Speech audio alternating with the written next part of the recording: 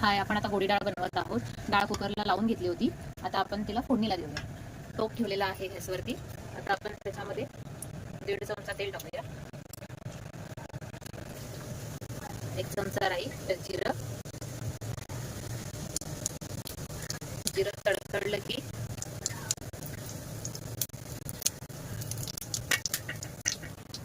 वर आता आपण राई टाकूया. राई चांगली तडतडली की लसूण टाकूया.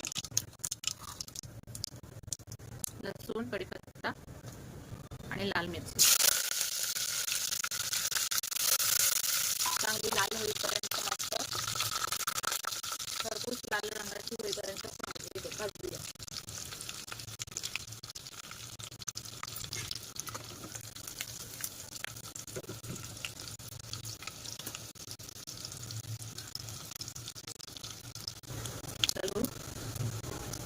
चांगली लाल झालेली आहे. आता आपण हळद टाकूया आणि 1 चमचा हिंग.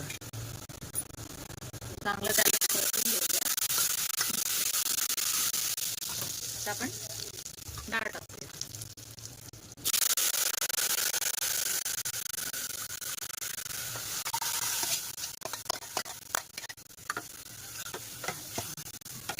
तुम्हाला जशी पाहिजे तसं पाणी टाकू.